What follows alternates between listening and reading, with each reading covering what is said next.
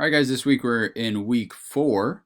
So I'm just going to run through what we're doing. So Monday, main idea here is we're doing test corrections. So there's a video and a test correction sheet. So basically you'll just make a copy of this and then share it with me. And then to do your test corrections, you're going to go back into week 3, the test, and then you're going to view your answers. Okay, so you'll click on it here, and you'll be able to view your assessment right there. In this case, the person got 100%, so they won't have to do it. So just understanding that that's how you'll do it, and you'll fill it out the same way that you normally would. The correct answers will be viewable there. So that's Monday. Tuesday, you have 2 short videos, and then you're going to answer these 3 questions. The questions are participation and understanding. We're starting Unit 8 here on solutions. So that is like aqueous. We're going to talk more about that. So we're just going over some basic background information about matter.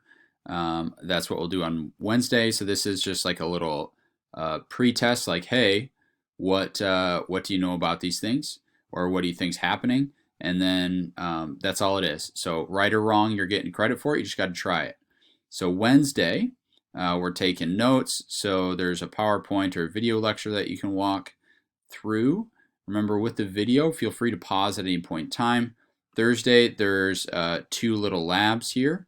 So you'll click a link here to make a copy of the lab, and then it'll walk you through lab 1 and 2, or just understanding how solutions are made and how concentration is related to solute and volume. And then Friday, we just have a short quiz here. But basically vocab. There should be no math in this entry 1 piece. Okay. If you guys have questions, let me know. That's week 4 here. We're starting Unit 8 on solutions. Realize that after this week, a lot of this stuff will go away. Okay. So have a great week, and I'll see you guys soon.